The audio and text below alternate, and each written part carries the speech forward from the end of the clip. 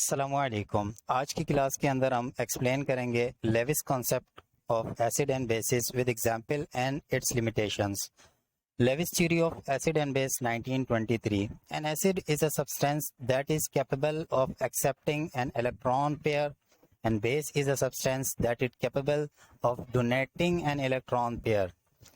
तो लेविस के नज़दीक एसिड वो सब्सटेंसेज हैं जो कि इस काबिल हो कि इलेक्ट्रॉनी जोड़े को कबूल करें, एक्सेप्ट करें, और बेस वो सब्सटेंसेज हैं जो कि इस काबिल हों कि इलेक्ट्रॉनी जोड़े को डोनेट करें, यानी किसी दूसरे एटम को दे दें। Thus a Lewis acid is an electron pair acceptor.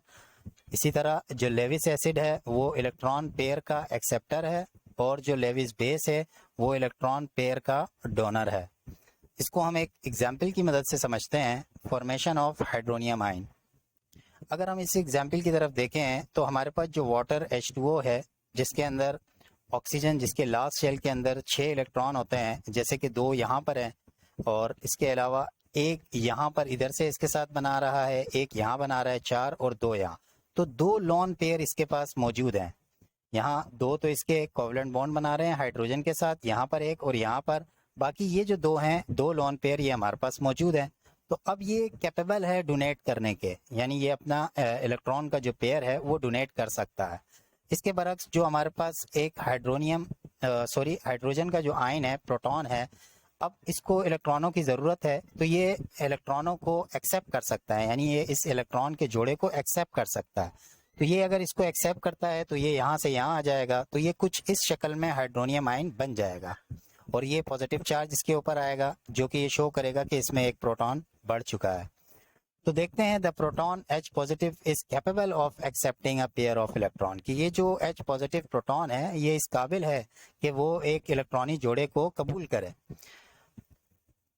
While H2O is capable of donating a pair of electron, जबकि H2O इस काबिल है कि वो एक पेयर ऑफ इलेक्ट्रॉन दे सकता है, इसके पास 2 एक्स्ट्रा पेयर हैं, एक दे सकता है उसमें से, तो फॉर्म अ कोवलेंट बॉन्ड, जिससे क्या होगा कि कोवलेंट बॉन्ड, बल्कि उसकी एक स्पेशल किस्म जिसे हम कोऑर्डिनेट कोवलेंट बॉन्ड बोलते हैं, वो फॉर्म हो जाएगी।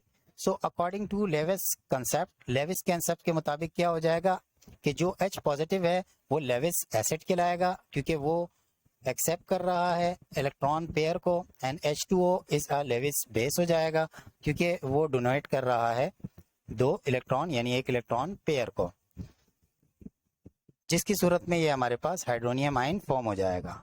इसी तरह हमारे पास सेकंड एग्जांपल है फॉर्मेशन ऑफ ट्राईफ्लोरोबोरेन अमोनिया, यानी ये हमारे पास ट्राईफ्लोरोबोरेन अमोनिया है, इसकी फॉर्मेशन।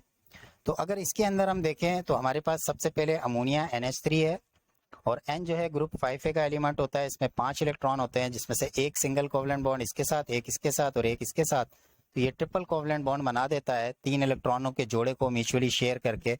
फिर भी इसके पास 2 इलेक्ट्रॉन यहाँ पर एक पेयर की सूरत में बच जाते हैं और इसके बरक्स जो हमारे पास BF3 होता है और BF3 जो कि बोरॉन है, उसके अंदर आपके आखिरी शेल के अंदर 3 इलेक्ट्रॉन मौजूद होते हैं।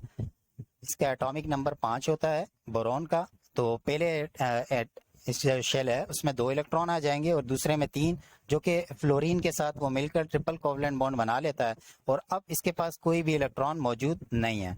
तो अब क्या होता है कि ये यहाँ से इसके ये इलेक्ट्रॉनिक पेयर को एक्सेप्ट कर सकता है, तो NH3 यहाँ पर जो है इलेक्ट्रॉन पेयर डोनर बन जाता है और जो BF3 है वो यहाँ पर इलेक्ट्रॉन पेयर एक्सेप्टर बन जाता है। So NH3 is a donor of electron pair and BF3 is a acceptor of electron pair.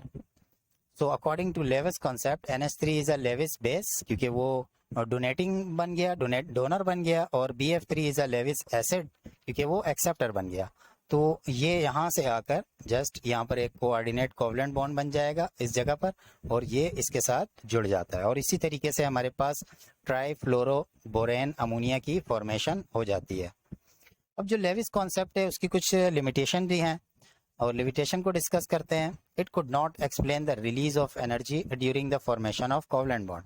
अब जिस तरह से कोवलेंट और कोऑर्डिनेट कोवलेंट बॉन्ड बन रहे हैं, इन्होंने ये तो मॉडल तो पेश कर दिया कि इनके दरमियान बॉन्डिंग हो रही है, तो लेकिन बॉन्डिंग एनर्जी होती है कुछ, यानी जब कोई बॉन्ड टूटता है तो वो एनर्जी रिलीज करता है और जोड़ने के लिए, बनने के लिए भी उसको कुछ एनर्जी रिक्वायर्ड होती है। इसके बारे में कोई एक्सप्लेन नहीं की लेविस भाई ने। और इसी तरह हमारे पास सेकंड है, it could not clarify the shape of molecule. अब इन्होंने 2 डायमेंशन के अंदर बता तो दिया कि भाई ये मतलब इस तरह से बन रहे हैं, लेकिन बनने के बाद जो हमारे पास मॉलिक्यूल्स होते हैं वो एक ख़ास तरह की शेप ले लेते हैं। वो लीनियर हो सकते हैं स्ट्रेट में, वो ट्रायंगुलर हो सकते हैं, यानी कुछ इस तरह से भी शक्ल हो सकती है उनकी, और उनकी शक्ल पिरामिडल हो सकती है, एंगुलर हो सकती है, बट इस तरह का कोई शेप उन्होंने नहीं बताया। So it could not clarify the shape of molecule. बस एक डॉट क्रॉस मॉडल हमें मिल गया। It could not explain the nature of attractive forces between the constitutive atom of molecule. अब कोई भी एटम और मॉलिक्यूल के दरमियान जो जुड़ने की जो फोर्सेस होती हैं, उस फोर्सेस के बारे में भी इन्होंने कुछ भी नहीं बताया। मतलब हमारे पास जब कोई एटम या मॉलिक्यूल आपस के अंदर जुड़ रहे होते हैं, हमारे पास H2O का अगर मॉलिक्यूल बनता है तो हाइड्रोजन और ऑक्सीजन इसके दरमियान भी बॉन्डिंग हो रही होती है, इनके दरमियान मुख्तलिफ इंटर मॉलिक्यूलर फोर्सेज होती हैं। इसको भी कुछ भी एक्सप्लेन नहीं किया लेविस ने। तो ये थी इसकी लिमिटेशन। तो उम्मीद है कि आपको लेविस कॉन्सेप्ट कुछ समझ में आ गया होगा। अस्सलामु अलैकुम।